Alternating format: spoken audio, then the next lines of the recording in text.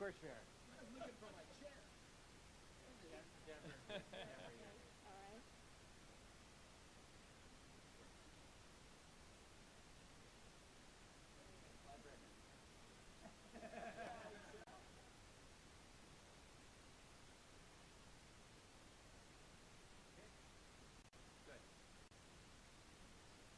So, hello and welcome everybody. This is a very exciting day for our laboratory, Lawrence Berkeley National Laboratory, as we say, the birthplace of team science. Our spirit of innovation has been driving breakthroughs for 90 years and counting since 1931. And in everything we do, we try to push the boundaries of what's possible. We're at the beginning of this foundation of national laboratories around the system, 17 national laboratories, each working together to tackle the biggest challenge facing our nation. We have our partner laboratories here, Livermore and SLAC, who are our close partners, Kim Boudil and John Schrow. But as a system together, we work together to solve the nation's science and technology challenges. At the heart of the effort here has been the development of cutting-edge tools like high-performance computing at Berkeley Lab and beyond. At this laboratory, high-performance computing is enmeshed with everything we do in science technology, works with computing. We started this laboratory back in the 1930s with breakthroughs on the cyclotron and the bevatron. And in fact, this building we have today was built on the grounds of the bevatron of an accelerator that did its own Nobel Prize-winning research. Today, we're excited to take a major leap forward for our laboratory for science. We're proud to announce a new public-private partnership to bring a game-changing supercomputer online, one that will open up the frontiers of AI, quantum computing, biotechnology, and almost everything we do here at the laboratory. So we've also, and it's been an opportunity to host Chris Wright, our new secretary. It's an honor to introduce the leader who will share more about this achievement with us and what it means to advance our leadership. So I'm going to just give a warm welcome to Honorable Secretary of Energy, Chris Wright.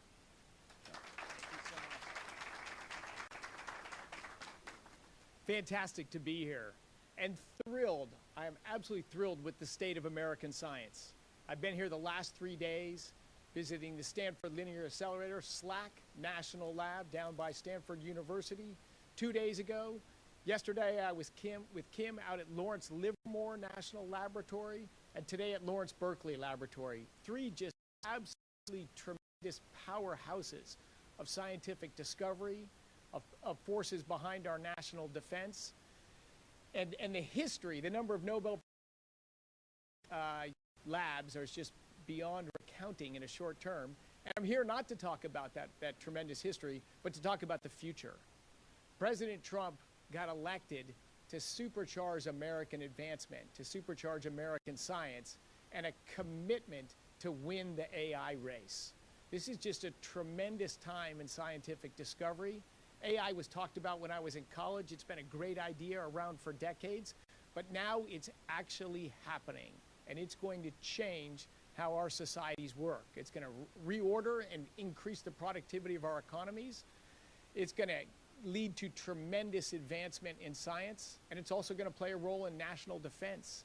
And that is what makes it so critical that the United States lead in artificial intelligence. The very to my left and to my right are just tremendous leaders in this area that'll say some words in a second. But the first supercomputer that was built using these new GPUs, graphical processing units, instead of central processing units that have so changed the game of computing, the first supercomputer with GPUs was 12, 13 years ago at Oak Ridge National Laboratories, also a partnership with NVIDIA. That computer started this change in launching the age of AI. Today, we're here to announce a tremendous new machine at the National Energy Research Science Computing Center, NERSC, and it is Doudna. This is named after Jennifer Doudna, just a simply tremendous scientist. I'm so honored to meet her today. This is a gal who found a small protein inside a small bacteria and figured out how to edit the human genome. The power of this, we don't even know how great that power is. It means the responsibility is great as well. But it's an honor to name the new supercomputer that will be in service by the end of next year, but under construction right now. It will advance scientific discovery from chemistry to physics to biology, and all powered unleashing this power of artificial intelligence. I'm going to turn over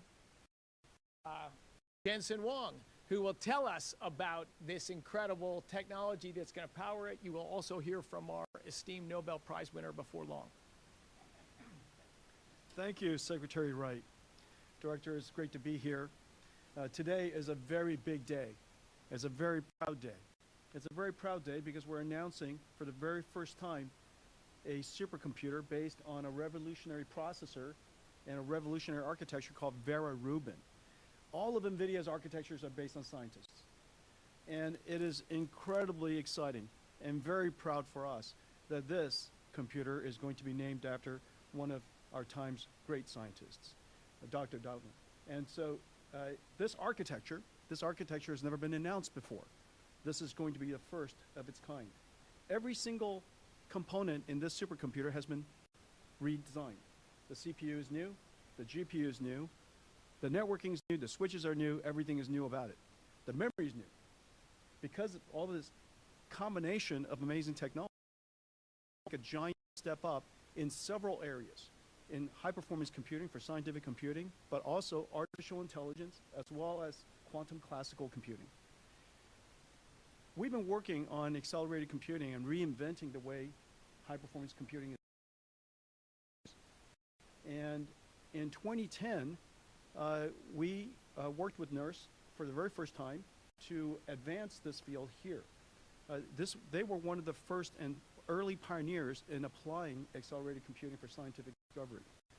As you know, the scientific supercomputer is one of humanity's most vital instruments. It is the instrument for advancing knowledge discovery. And I'm so proud that America continues to invest in this particular area. It is the foundation of scientific discovery for our country. It is also the foundation for economic and technology leadership. And with that, national security. And so it's incredibly a proud moment for all of us that we're able to do this. I also want to take this opportunity to acknowledge President Trump and Secretary Wright for championing the expansion, the scaling of energy in our country at just a critical time because of artificial intelligence. As you know, artificial intelligence is a revolutionary technology. It's a technology that we want to take advantage of smartly, but also safely. It is a technology that will affect every single industry, but it's also an industry in itself. Artificial intelligence is only possible through these large supercomputers that produces the intelligence. It is a manufacturing industry after all. President Trump realized this, sees the great opportunity for us to drive our economic growth, technology leadership with artificial intelligence, and with that, we need energy to do so. And so the scaling and the expansion of energy, the visionary, bold vision to promote and support the expansion of energy here in the United States is vital to this industry. And so I want to acknowledge the support and the visionary, bold vision of President Trump. With that, I think I'm going to hand it over to okay, yeah. Thank you. Yeah. Congratulations. Thank you. Thank you. And we're all also going to hear from Paul Perez, who's from Dell Federal, and we had a good discussion at lunch today around this. He's going to tell you about Dell. Thank you, Director. Secretary Wright. It is an honor for Dell to be here today at Lawrence Berkeley National Laboratory, an institution that has stood at the center of scientific discovery for many years, and today stands at the core of AI innovation for the federal government. At Dell Technologies, we are proud to partner with the Department of Energy and collaborate closely to deliver what was previously known as NERSC 10, but will forever be remembered from this day forward as the Doudna supercomputer. And we will support the mission that the DOE has to accelerate the discovery of new science in order to drive the next wave of economic productivity and national security for our country, similar to how Jensen feels. Named in honor of the brilliant Dr. Jennifer Doudna here with us today, this system represents more than just a leap in computing power. This is a symbol of what's possible when innovation follows mission, when technology is driven by purpose, when this is a platform for innovation, it is a platform for discovery, it is a catalyst for breakthroughs, but more importantly, it's a testament to the power of human collaboration in the partnership between the government, academia, and industry to secure our economic future and also secure our future national interests. At Dell, we believe that the future of science lies at the intersection of data, AI, and human ingenuity.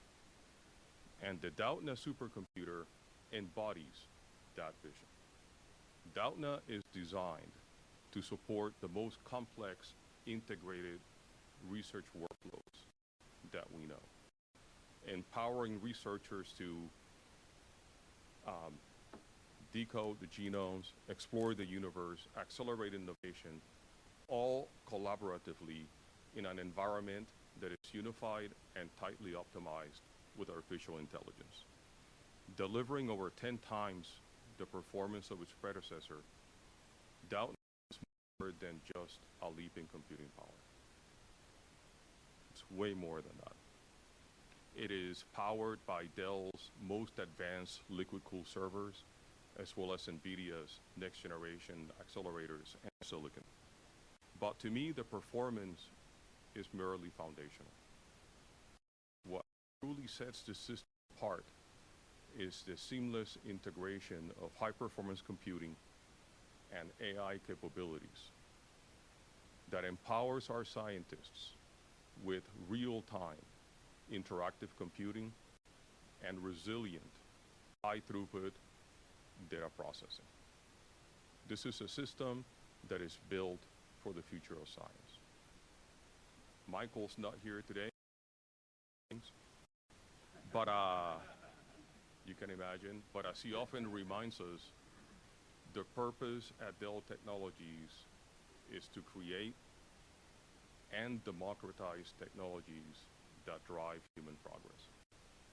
And in that context, we're proud to stand here today and help build the Doudna supercomputer, and we stand ready to support the scientists that will use it to address humanity's greatest research challenges. Thank you.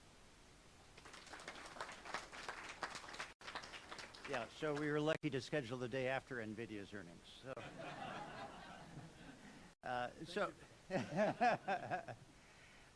So I want to say, add one thing just for the Secretary. As we were getting this project approved and getting ready to have this contract ready, it took a little bit of deregulation of how these projects are approved to reduce the number of desks that it had to sit on to be approved.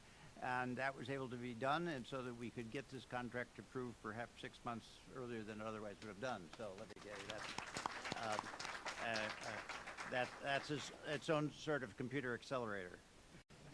So, so as you already heard, our new supercomputer will be named Doudna in honor of Jennifer Doudna, a biochemist who did some of her breakthrough work on CRISPR-Cas9 at Berkeley Lab, and we're so proud to have her as a partner here at the laboratory.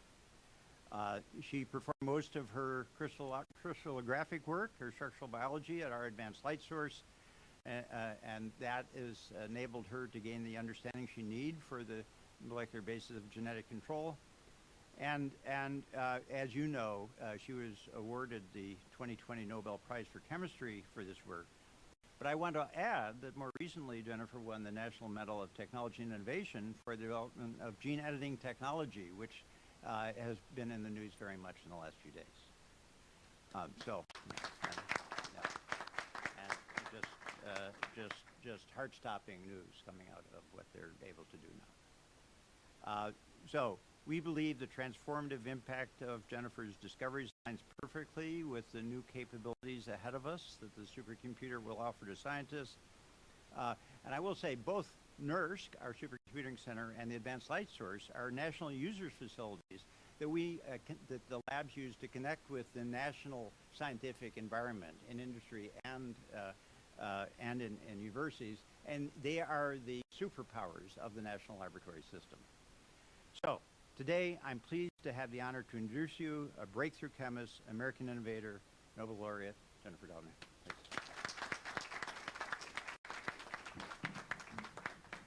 Well, thank you very much. It's an incredible honor to be here. I can't tell you how surprised and delighted I was to know that a supercomputer would be named after me. Who could have imagined? But it's an extraordinary moment for me, and I'll just want to say a few words. First of all, that it's a real honor to be here with Secretary Wright and Liz. It's great to meet both of you, and of course here at the lab, and with our wonderful partners in computing. I think that it doesn't need saying, but I'll say it anyway, that the national labs for me have always symbolized what's wonderful about American science. They bring together teams of people from industry, from academia. I am a professor at University of California, Berkeley. I probably wouldn't have come to Berkeley without having the lab here to support the type of research that we've been doing all these years. And honestly, I wouldn't have been able to do work on CRISPR without an essential grant that came to us from the Department of Energy and through the lab to support the very first person that came to my group to work on something no one had heard of at the time called CRISPR. And that work has gone in directions none of us could have imagined at the time. And now, today, I think we're standing at a really interesting moment in biology that really marks the intersection of biology with computing and with the opportunities that you discussed to bring together teams of people that come from different disciplines to tackle challenges we're facing across the globe that won't be addressable without that kind of collaborative effort. I've always loved collaboration in science. Competition plays a role too, but we know we need to work together ultimately to get big things done. So I'm really honored to be part of this. I can't wait to see what Doudna is going to calculate. Hopefully some things that are going to make a big difference in the future, and frankly, help the next generation of scientists to make the next set of breakthroughs. Thank you very much.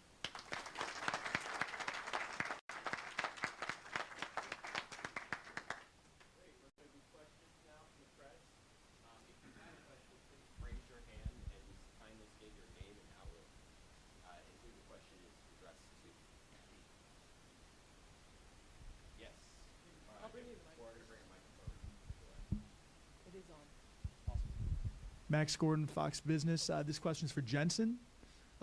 Ranking senators from the Banking Committee recently wrote you a letter with concerns about a new R&D facility in Shanghai. What's your response to that? We're getting our leads because we need more offices. We've been in China for 30 years, and the Shanghai site has been there, I think, for a decade and a half. And so we're just buying some new chairs. I think that we're just quite newsworthy these days. Thank you for that question. But I will say that today is an incredibly proud day. That America continues to invest in the scientific infrastructure, the essential instruments for scientific discovery.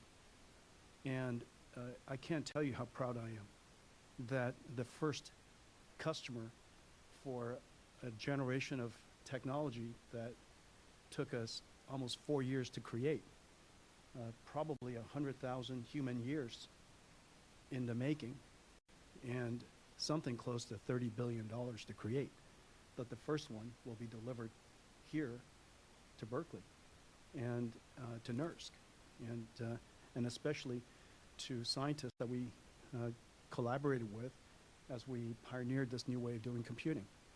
Now, this supercomputer is unique in a very important way, and it's going to be revolutionary for digital biology because it's going to unify 3 ways of doing computing. One, of course, principled simulations. Second, artificial intelligence. And the third is quantum classical computing, so that we can simulate electron using quantum computing, take the ground truth from that simulation, train an AI model so that it could predict digital biology at a very large scale. These kind of ideas are going to be possible for the very first time here. And I'm glad we're doing it with you. Yeah, really, it can't be more appropriate to name after Dr. Doudna, and we're incredibly proud that it's here in the United States.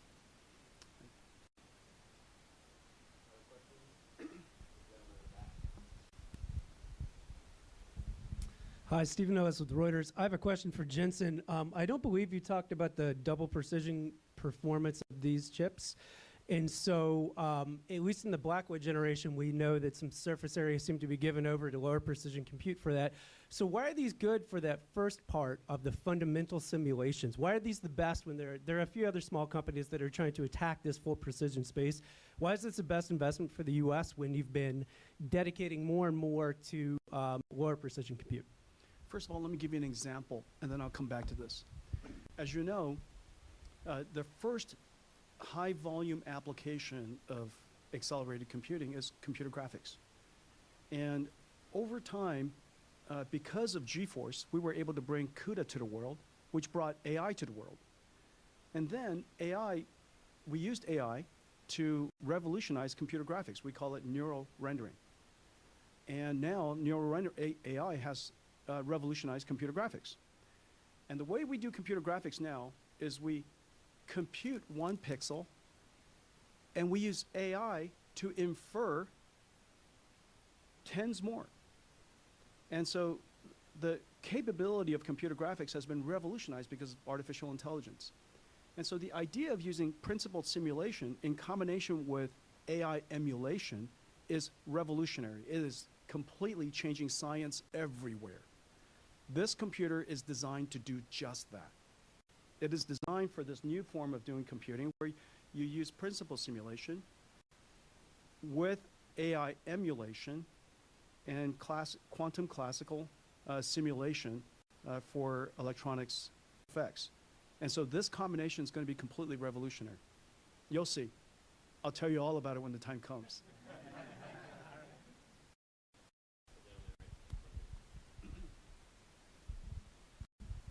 This one's for Jensen. I'm wondering if you could just speak a little bit. Oh, sorry, Chase DeFelice Antonio. I'm with Politico. If you could just speak a little bit to the back and forth on tariffs that has gone on, particularly developments today, how that might affect NVIDIA. And then one for the Secretary in terms of the investment in this computing and this project, how that squares with other pullbacks on some science funding with the administration. The implication of tariffs to us is not material. However, what is material is President Trump's bold vision to reindustrialize the United States, and tariffs is one of the pillars of that. If not for the encouragement and by the president, I doubt that most of the companies in the United States would have moved at the pace that we are to reindustrialize and bring manufacturing back to the United States. Once we went down that journey, though, the fact of the matter is we should all have been doing that. You know, our economy would be better, we had a more balanced economy with services, of course, as well as manufacturing. But today's manufacturing isn't about labor. Today's manufacturing is about technology. And so I'm delighted that we're moving manufacturing back to the United States. We're still going to rely, obviously, on supply chains all over the world. And AI is such a large growth industry that we're going to need the supply chain of just partners everywhere.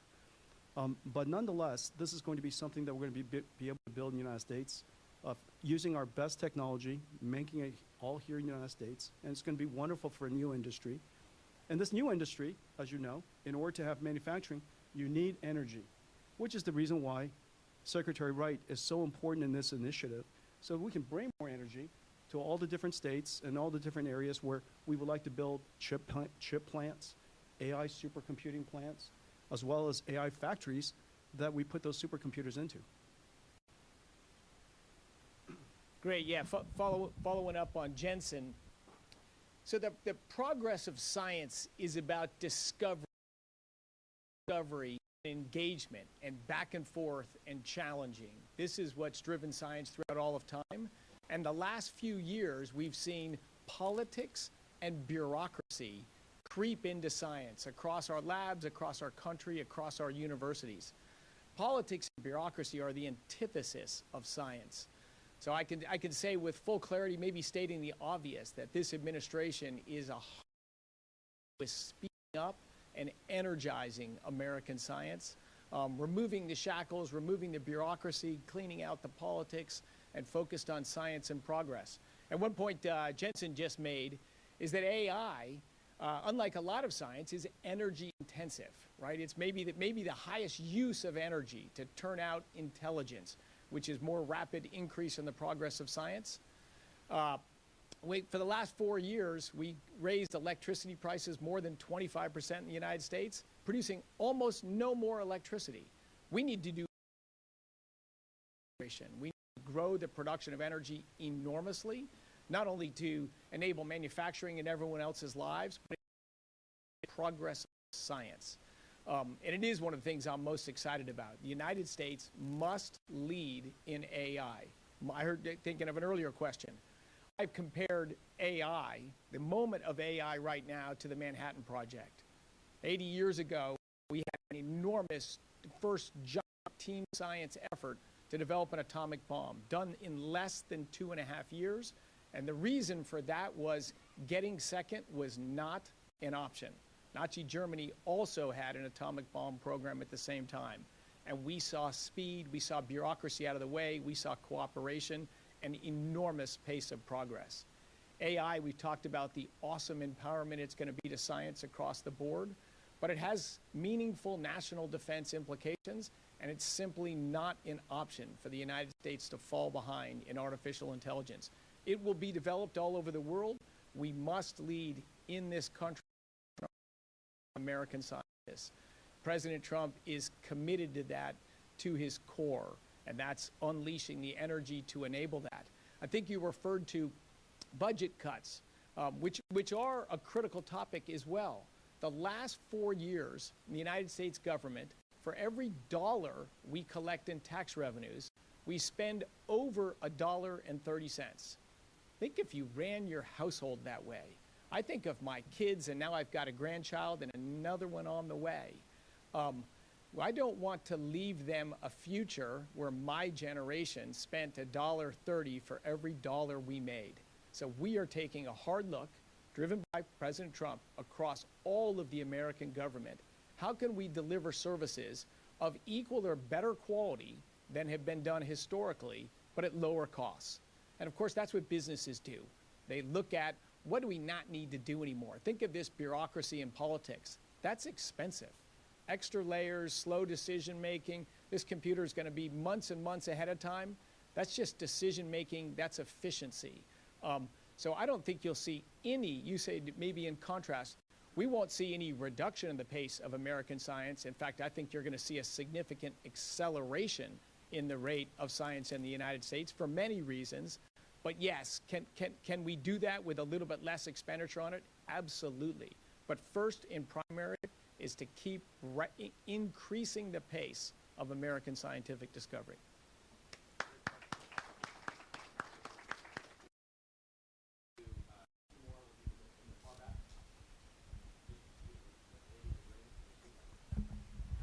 Hi, Jana Katsuyama with KTVU Fox 2 News here in Oakland in the Bay Area. And this is for the Secretary. I'm wondering if you can talk to what your top takeaways have been from your visits to the labs here, and if there can be any expectation that you might be advocating for any increase or acceleration of funding to these sites here in alignment with what you just laid out in terms of what you say your mission is for the United States and trying to really get ahead of some of the other countries which are putting a lot of funding in, sometimes directly from the government? Oh, absolutely. The government plays an essential role in funding basic science because no one else will fund it. To understand the structure of the universe, the basics of particle physics and how matter works, how the properties we see emerged, that is a key role of the federal government and continues at all three of the national labs I visited. The cosmology, looking out into space and understanding the fabric of our universe at SLAC and here at LBL is absolutely breathtaking. So no doubt about it, we will continue that research and look for every way possible to accelerate it. Two top priorities that I think you will see increased focus on and ultimately increased funding on is artificial intelligence, as I discussed. The biggest funder of artificial intelligence is the private sector, fantastically. But there is an essential government role in using that for science and for defense and for partnering with industry to drive progress in AI. So you will see an increasing effort from this government focused on artificial intelligence. And the other thing you're going to see significant step up in focus from this administration in the national labs is fusion. I went to college 40 years ago to work on fusion, more than 40 years ago, I shouldn't say that. I did 10 or 20 years ago to work on fusion energy, what powers the sun and our universe. This is an incredible energy source that, again, has been worked on for decades with progress all along, but not transformative progress until now. Now we are starting to see the real breakthroughs in fusion. AI plays a role in that. Our national labs play a role in that. And private capital coming into funding fusion development in many companies. The pace of progress today is just tremendous, absolutely tremendous. At Lawrence Livermore Lab, where I was yesterday, just 2.5 years ago, the culmination, in fact, the effort had been going on for over 50 years to get controlled fusion, not bomb, but controlled fusion on Earth. We've worked on that for 50 years. 2.5 years ago, in early December, at Lawrence Livermore National Laboratories, the National Ignition Facility ignited and developed more energy out than on the target. It was, I was a private citizen, of course, at the time, emotional, awesome event. That's just getting old. Here we are 2.5 years later, over 4 times as much energy from the ignition than laser on target. So that is happening rapidly. Lawrence Livermore will be a leader in partnering with other countries pursuing inertial confinement fusion. We also have laboratories in magnetic confinement of fusion. So I'm a science nerd, so I talk too long. But the short answer is AI and fusion are things you will see supercharged over the next 4 years. And if I could add a third one, quantum computing. Watch what happens with quantum computing, AI, and fusion over the next 4 years. It will be astounding.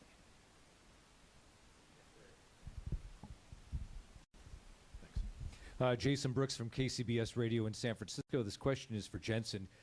The Prime Minister of Malaysia said that AI may need to act outside of nations' laws and that the idea of sovereignty may be obsolete when it comes to AI.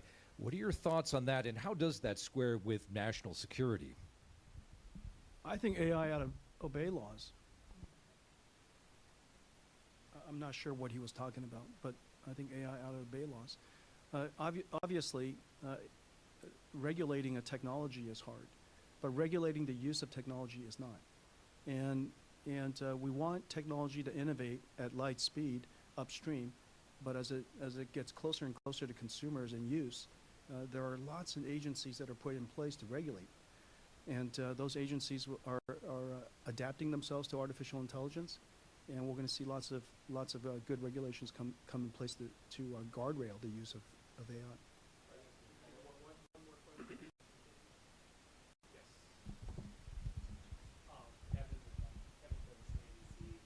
My question is for Jensen. What are your thoughts on the U.S. government's additional export restrictions on software firms that are NVIDIA partners, Cadence and Synopsys? Kind of appears that the U.S. government is expanding its reach. How does that align with your outlook?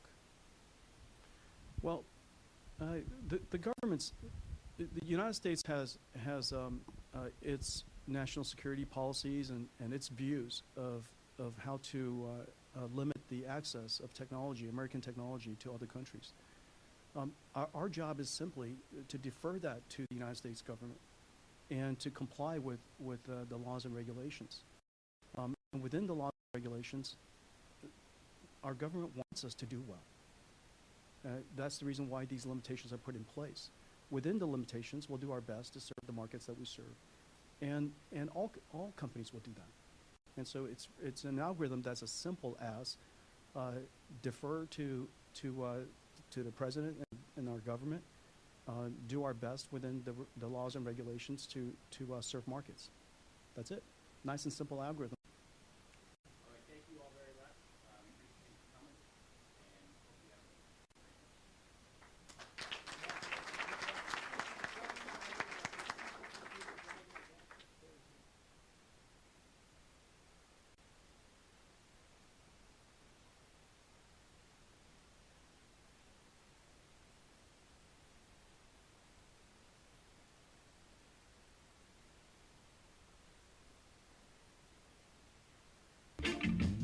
a